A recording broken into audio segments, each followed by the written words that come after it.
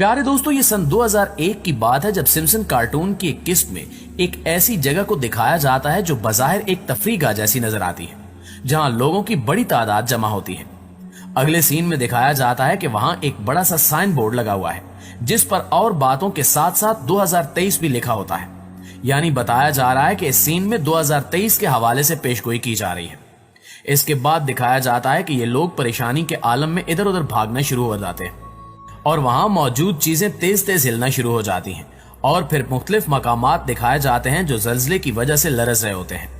इस पेशगोई में यह बताया जा रहा है कि 2023 में शदीद किस्म के ज़ल्ज़ले आएंगे जिनसे पूरी दुनिया में तबाही फैलेगी। अब ये तो सिर्फ अल्लाह ही की जात जानती है कि वाकई दुनिया ये तबाही देखेगी या फिर सिर्फ ये पेशगोई रह जाएगी। अलबत्ता हमारी दुआ है कि अल्लाह ताला हमें इस तबाही से महफूज रखे।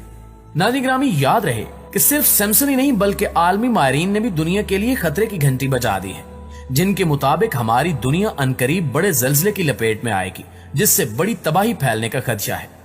आलमी माहिरीन की एक रिपोर्ट के मुताबिक दुनिया के 70% इलाके ज़ल्ज़ले की खतरनाक फॉल्ट लाइन पर मौजूद हैं। यानी दुनिया का तकरीबन 2/3 इलाका फॉल्ट लाइन पर मौजूद है, जिसके बायस बड़े बड़े मुल्कों में किसी भी वक्त ज़ल्ज़ला आ सकता है। अगर पाकिस्तान की बात की जाए तो ज़ल्ज़ले की जद में आने वाले बड़े इलाकों में कराची से इस्लामाबाद, कोयटा से पेशावर, मकरान से एबटाबाद और गिलगित से चतराल तक तमाम शहर शामिल हैं, जहां रेड अलर्ट जारी कर दिया गया है। जबकि इन रिपोर्ट्स में बताया गया है कि ज़ल्ज़ले के एतबार से पाकिस्तान दुनिया का 5वां हसास तरीन मुल्क बन चुका है। यहां तक कि इस्लामाबाद, रावलपिंडी, जेलम और चकवाल जैसे बड़े शहर जोन 3 में शामिल हैं और कोयटा, चमन, लोरालाई और मस्तूंग के शहर ज़ेरे जमीन इंडियन प्लेटफार्म के मगरबी किनारे पर वाक़े हैं। इसलिए ये भी हाई रिस्क जोन या जोन 4 कहलाता है। नाज़रीन गिरामी, यहाँ ये बात वाज़ेह है कि जिन इलाकों को खतरनाक करार दिया गया है वहां 2005 के तबाहकुन ज़ल्ज़ले के बाद आए रोज ज़ल्ज़ले के झटके महसूस किए जाते हैं और बाद अज़ां इन ज़ल्ज़लों की शिद्दत इस कदर शदीद हो जाती है कि इसके बायस शहरी आबादियां तबाही का शिकार हो जाती हैं। इसके अलावा ये भी याद रहे कि बाबा वांगा की जानिब से भी पेशगोई की गई थी कि 2023 वो साल होगा जब पूरी दुनिया में ज़ल्ज़ले आएंगे, जबकि इस पेशगोई के मुताबिक ये ज़ल्ज़ले और सैलाब सबसे ज्यादा तबाही पाकिस्तान में मचाएंगे। और इस पेशगोई के बाद स्पेस साइंसेज के chairman professor doctor Syed Aamir Mahmood ने खसूसी गुफ्तगू करते हुए कहा कि इस पेशगोई में कही गई बात सच होती नजर आ रही है, क्योंकि हमारी तहकीक के मुताबिक भी हिंदू कश पट्टी से एक ज़ल्ज़ला आएगा जो बाद में लाहौर थ्रस्ट के नाम से नया पहाड़ी सिलसिला बन जाएगा, जिसके बाद किसी भी वक्त ज़ल्ज़ला आएगा जो अच्छी खासी तबाही का सबब बनेगा और वक्फे से आकर लाहौर को 2 हिस्सों में तकसीम कर देगा। इस तरह अर्जियाती माहिरीन के मुताबिक पाकिस्तान के बड़े शहर गुजरांवाला और रावलपिंडी में अगले तबाहकुन और मुमकिना तौर पर बहुत हलाकत खेज ज़ल्ज़ले का खतरा मुसलसल बढ़ता जा रहा है, जिसके खिलाफ हुक्काम की ताहाल तैयारी कतई नाकाफी है। इन अर्जियाती माहिरीन के मुताबिक अच्छी खासी आबादी वाले इन शहरों को, जो पाकिस्तान की मईशत के लिए बड़ा सहारा है, वहां मुस्तकबिल में किसी भी वक्त एक शदीद और बहुत हलाकत खेज ज़ल्ज़ले का सामना करना पड़ सकता है। इन माहिरीन का कहना है कि सवाल ये नहीं है कि इन शहरों में ये ज़ल्ज़ला आएगा या नहीं, बल्कि सवाल ये है कि ज़ल्ज़ला कब आएगा। और इससे भी ज्यादा तशवीश की बात यह है कि इन इलाकों के बाशिंदे इन ताकतवर जमीनी झटकों के लिए कतई तौर पर तैयार नहीं है, जिन्हें हुक्काम ने बहुत अरसा पहले ही अपनी मंसूबाबंदी और तैयारियों में मद्देनजर रखना चाहिए था। नाज़रीन गिरामी, एक बात ज़हन में रहे कि इस वक्त हम पर दजाली ताकतें हुकूमत कर रही हैं और वो जब भी जैसा चाहती हैं कर दिखाती हैं और किसी को कुछ पता नहीं चलता, मगर ये मुस्तकबिल में होने वाले वाकयात की हल्की सी झलक पहले दिखा भी देते हैं, जैसा कि सिम्पसन जैसे कार्टून्स में दिखाया जाता है।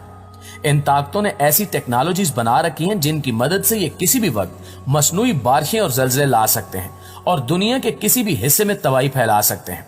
पिछले दिनों पाकिस्तान, भारत, ताजिकिस्तान और अफगानिस्तान में आने वाले ज़ल्ज़ले के मुतालिक भी मुख्तलिफ थ्योरियां पेश की जा रही हैं,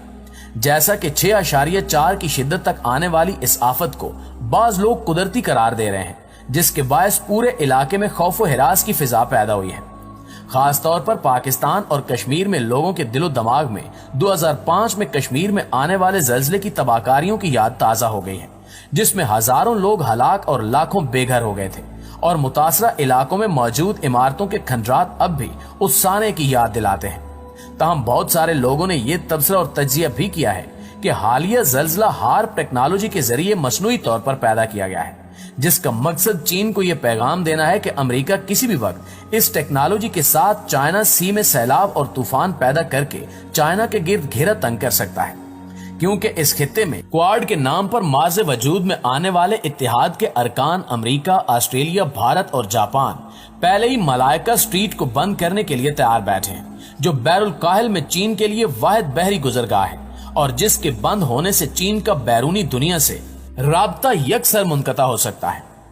1993 میں ہارپ ٹیکنالوجی پر امریکی فضائیہ اور نیوی نے تحقیقات شروع کی اور 2015 تک اس ٹیکنالوجی پر تمام کام اور تحقیقات مکمل کر لی گئی، جس کے ذریعے موسم میں شدت پیدا کی جا سکتی، گلیشیئر پگھلائے جا سکتے ہیں اور زیر زمین پلیٹوں میں ارتعاش اور رد و بدل پیدا کر کے مصنوعی زلزلہ بھی پیدا کیا جا سکتا ہے۔ اس طرح ہارپ ٹیکنالوجی ایٹم بم سے بھی زیادہ خطرناک ثابت ہو رہی ہے، کیونکہ زلزلے یا سیلاب پیدا کر کے بڑے بڑے ممالک بحالی کی سرگرمیوں میں حصہ لینے کے بہانے اپنے جاسوس اور تخریب کاروں کو متاثرہ ممالک میں بھیج دیتے ہیں، جیسا کہ کشمیر میں 2005 میں ہوا، جب بحالی کے کاموں میں حصہ لینے کے لیے CIA اور بلیک واٹر کے بہت سارے لوگ پاکستان میں داخل ہو گئے اور یہاں رہ کر دہشت گردی کو فروغ دیا۔ ریمنڈ ڈیوس اس کی ایک مثال ہے۔ چند سال پہلے ایک روسی سائنسدان نے یہ دعویٰ کیا تھا کہ ہم نے ہارپ ٹیکنالوجی کے ذریعے پاکستان میں 2010 میں مصنوعی طور پر سیلاب پیدا کر کے پورے ملک کو ڈبو دیا تھا۔ دوستو، ہارپ ٹیکنالوجی ایک ایسی حقیقت ہے جو امریکہ کے بعد روس اور اسرائیل کے پاس بھی موجود ہے، جبکہ چین بھی اس پر کافی حد تک کام کر چکا ہے۔ دراصل آج کا دور ٹیکنالوجی کا دور ہے۔ جو قومیں ٹیکنالوجی پر عبور حاصل کر لیں گی وہ دنیا کی قیادت پر فائز ہو جائیں گی، جس کی تازہ ترین مثال ہم نے بھارت اور چین کے درمیان ہونے والی حالیہ جھڑپوں کے دوران دیکھی ہے، جب چین نے لداخ میں ڈائریکٹ انرجی ویپن استعمال کر کے بھارتی فوجیوں کو الٹیوں اور چکروں کی بیماری میں مبتلا کر دیا تھا، جس کے باعث وہ اپنی چوکیاں چھوڑنے پر مجبور ہو گئے اور ان چوکیوں پر بعد میں چینی افواج نے بآسانی قبضہ کر لیا۔ اسی طرح 27 فروری 2019 کو پاکستان نے چین کی دی ہوئی technology electro magnetic plus weapon استعمال کر کے بھارتی پائلٹ ابھینندن کے طیارے کا اپنے ٹاور کے ساتھ رابطہ ہی منقطع کر دیا اور پھر آسانی کے ساتھ میزائل کے نشانے سے اسے گرا لیا۔ پچھلے سال پاکستان اور ایران میں اچانک سے پورے ملک میں ہونے والے بلیک آؤٹ کو بھی ٹیکنالوجی کا نتیجہ ہی کہا جا رہا ہے، جبکہ چین نے حال ہی میں ایک ایسے اینٹی بیلسٹک میزائل کا تجربہ کیا ہے جو دشمن کی طرف سے آنے والے ایٹم بم کو ناکارہ بنا سکتا ہے۔ الغرض کے آنے والے دنوں میں جنگیں صرف اسلحے، گولے بارود، ٹینک اور ہوائی جہازوں سے نہیں لڑی جائیں گی، بلکہ ترقی یافتہ ممالک دور بیٹھ کر ہی اپنی ٹیکنالوجی کے ذریعے مصنوعی طور پر سیلاب، طوفان اور زلزلے پیدا